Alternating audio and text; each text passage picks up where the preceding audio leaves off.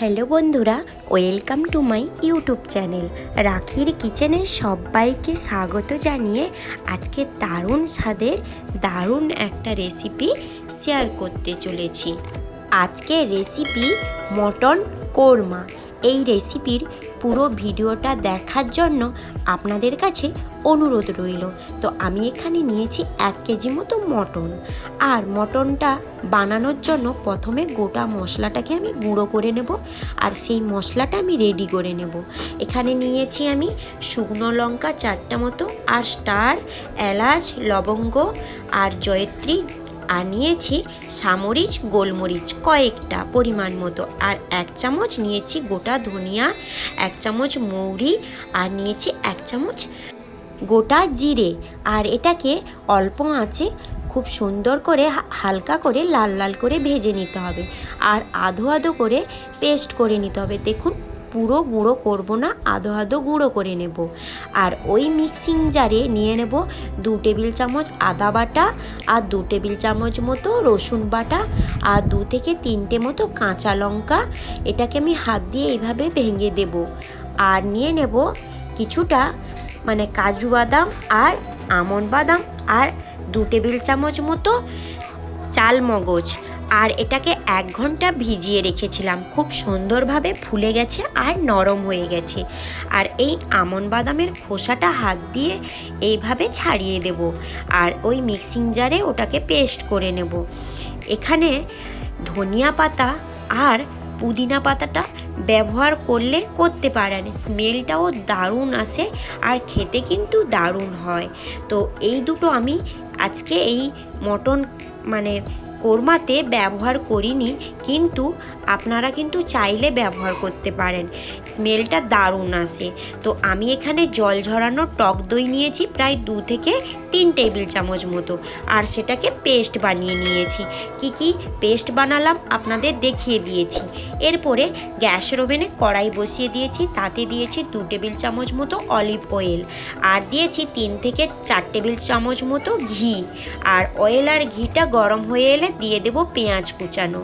আর আমি এখানে নিয়েছি 2 থেকে 3টা পেঁয়াজ কুচানো, আমি 3টে পেঁয়াজ কুচানো নিয়েছিলাম। আর পরিমাণ মতো লবণ দিয়ে দেব। পেঁয়াজটা লাল লাল ভাজা অবধি এটাকে অপেক্ষা করব। পেঁয়াজটা লাল লাল করে ভাজা হয়ে এলে এবারে দিয়ে দেব মটন। আর মটনটা আমি কোনো রকমভাবে ম্যারিনেট করে রাখিনি। আপনারা চাইলে কিন্তু মটনটা আদা, রসুন, সর্ষের তেল দিয়ে এটাকে ম্যারিনেট করে রাখতে পারেন। এখানে কিন্তু আমি মটনটা একদমই ম্যারিনেট করে রাখিনি। পেঁয়াজের সঙ্গে আমি অল্প আঁচে মটনটা কষাতে থাকবো, আর অল্প আঁচে এটাকে ঢাকা দিয়ে দিয়ে কষাবো, যাতে মটনটা সেদ্ধও হয়ে যায় আর খুব সুন্দরভাবে রেডি হয়ে যায়।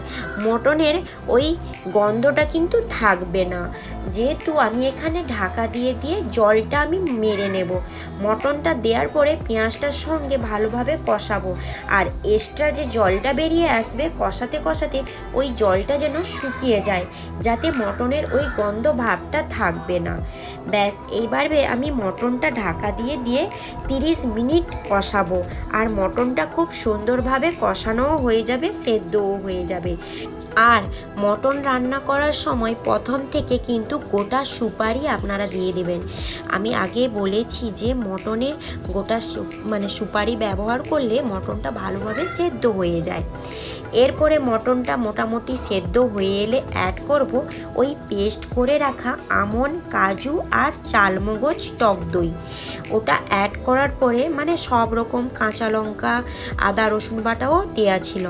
এটা দিয়ে অল্প একটু জল দিয়ে ঢাকা দিয়ে দিয়ে কষাতে হবে, আর রসুন আর আদার ওই গন্ধটাও মরে যাবে খুব সুন্দরভাবে। ব্যাস, মটনটা কষানো হয়ে এলে এরপরে আমি দিয়ে দেবো ওই ভাজা মশলাটা।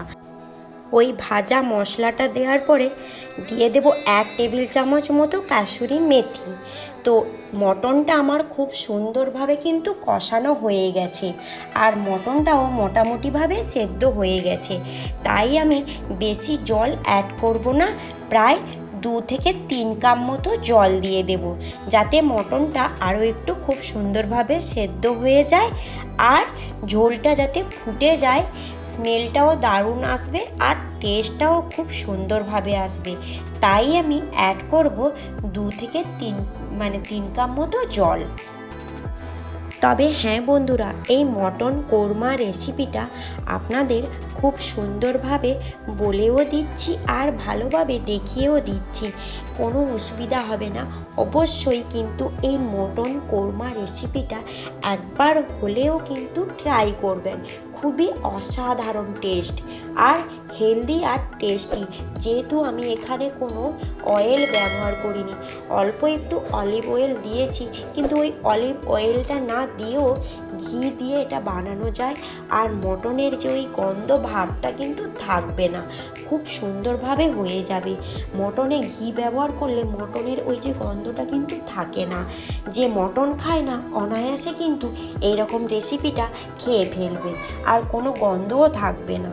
তো আমার মটনটা একদম রেডি হয়ে গেছে, এরপরে পরিবেশনের পালা। তো দেখুন এইভাবে কিন্তু মোটামুটিভাবে রেডি হয়ে গেছে, ব্যাস এরপরে পরিবেশন করব।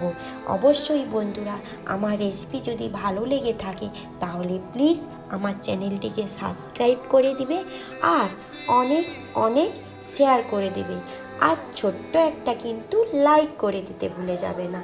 আর পাশে থাকা বেল আইকনটা অবশ্যই প্রেস করবেন। যখন আমি কোনো নতুন নতুন ভিডিও আনবো তখনই আপনাদের কাছে নোটিফিকেশান চলে যাবে। আর রেসিপিটা বানিয়ে উপর থেকে কিছুটা ধনিয়া পাতা ছড়িয়ে দিবেন, আর খেতে ভালো লাগবে, স্মেলটা দারুণ আসবে। তো আজকের মতো এই পর্যন্ত। রেসিপিটা কিন্তু বানিয়ে আমাকে অবশ্যই কমেন্ট করে জানাবে কেমন হয়েছিল।